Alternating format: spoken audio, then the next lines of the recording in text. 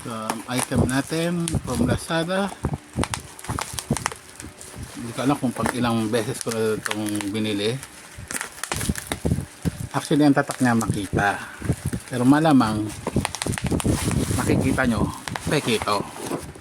So, bakit ko siya binili? So, kung for everyday use lang naman, hoping ako na tatagal na siya. So, currently meron akong mga klaseng ganitong power tool. So, tatlo na yung ganito ko eh. Si Mail Tank na walang battery. After ilang years, naubusan ng battery. Nasira na, hindi pa naayos. Then, sunod si Exceed. Then, yung isa kasama siya, libre siya sa welding machine. Si Inco. Among the three, pinakamaganda si Mail Tank. Yung nga lang nga, na yung battery niya, kalaunan, nawala na. Si Exceed, medyo marami ako naging problema na mahina yung battery niya, then nasira agad yung kanyang chuck, yung pinakakabitan ng barena. Si Inco, wala akong problema kay Inco, malakas yung battery niya, then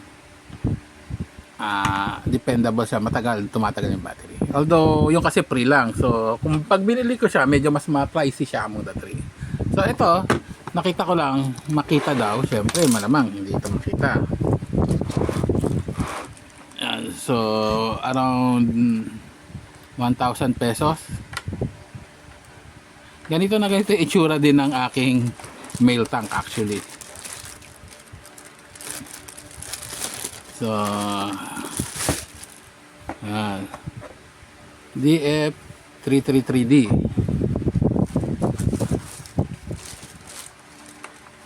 Nga, parang ano nga lang din talaga.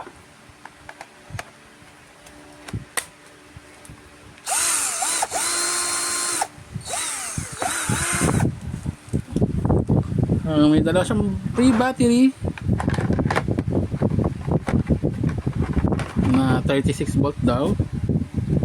Yan, dalawang 36 volt para magtagal. So, kung build niya parang alam mo yung nakasanayan ng mga Pinoy pag mabigat, original. So ito ganoon, mabigat. Pero hindi din natin alam kung malamang sa hindi siya original. So isang way para malaman kung original ba siya o hindi, hanapin nyo kung may serial number. So sa case na to, wala. Nakita nyo, wala. Code lang.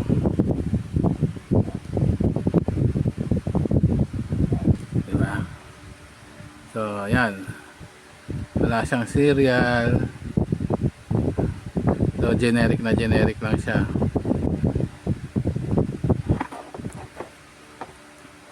So kulay